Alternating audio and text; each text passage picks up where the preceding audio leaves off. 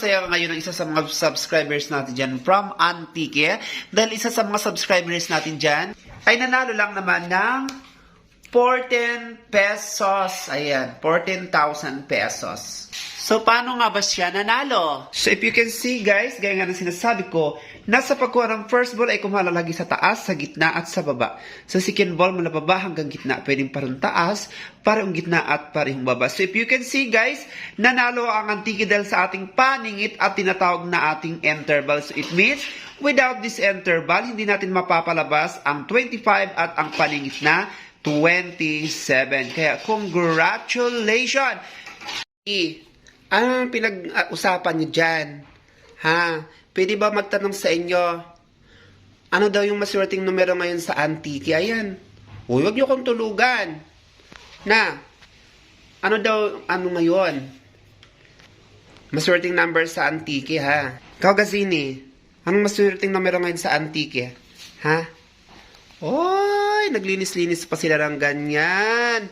Hello mga taga-Antique, narito na ang ating sumada sa inyong probinsya na ay magbigay daan upang kayo ay manalo sa ating panibagong sumada ngayong February 20, 2024.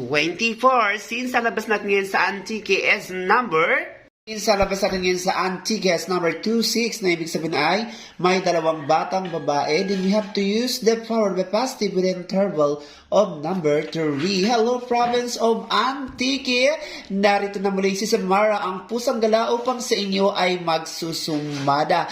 Kaya huwag niyong kalimutan na sa pagkuha ng first ball ay kumatay lang sa taas, sa gitna at sa baba. Sa second ball, mula baba hanggang gitna. Pwedeng parang taas, parang gitna at parang baba. So tip number 1 to the province of Antique is number 1819. Pumpiang 19. Kabilang po dyan ang 1823, 1423, 1422, maging ang 719 or 1018. Idamon ang 1021, 1014 or 1011. So good luck and God bless to the province of Antique. For now, don't forget to like and subscribe my channel para lagi kayong updated at para lagi makabilang sa ating sumada o galing magbigay ng inyong resulta mula first draw, second draw at sa lahat ng draw everyday para agad natin mahanapan ng tamang interval to make you win. Again, this is Samara, ang pusang gala. Thank you for watching and subscribe. I love you all and God bless. Subscribe. Mag-subscribe ka na para lagi kang updated.